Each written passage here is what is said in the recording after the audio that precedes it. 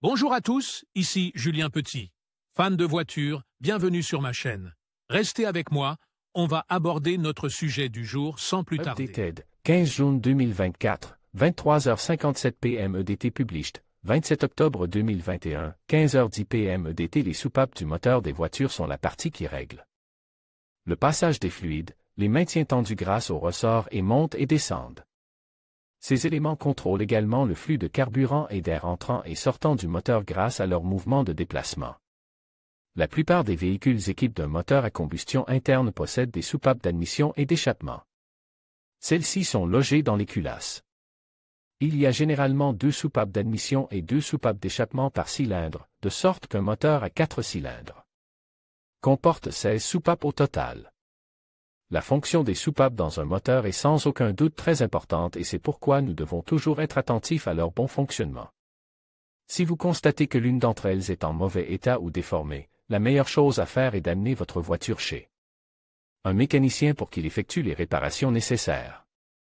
Comment savoir si une soupape du moteur est tordue? Le démontage du couvre-culasse est le meilleur moyen de savoir si une soupape est tordue. Toutefois, il s'agit d'un travail très laborieux et la plupart des gens préfèrent effectuer un test de compression ou un test d'étanchéité. Le test de compression permet de déterminer le niveau de compression de chaque cylindre. Il s'agit d'un test rapide et facile pour évaluer l'état de santé de votre moteur. Si vous effectuez un test de compression et que vous constatez que la compression d'un cylindre est faible, vous pouvez passer à un test d'étanchéité. Ce dernier vous indiquera exactement où l'air s'échapper de votre moteur lors de la course de compression, lorsque la chambre de combustion est censée être étanche. Un test d'étanchéité est réalisé en connectant de l'air comprime à l'alésage de la bougie d'allumage d'un véhicule et en faisant tourner le vilebrequin jusqu'à ce que le cylindre soit en phase de compression.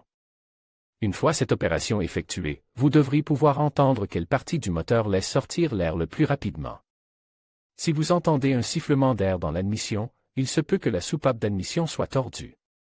Si vous entendez un sifflement d'air à l'échappement, il se peut que la soupape d'échappement soit tordue. Que faire si une soupape est tordue?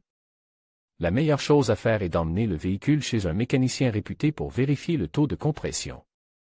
Si, en plus de la soupape, vous avez d'autres problèmes de moteur, il est parfois raisonnable de remplacer le moteur par un moteur d'occasion à faible kilométrage.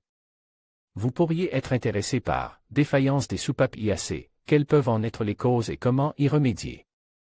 Qu'est-ce qu'une soupape de décharge et à quoi sert-elle?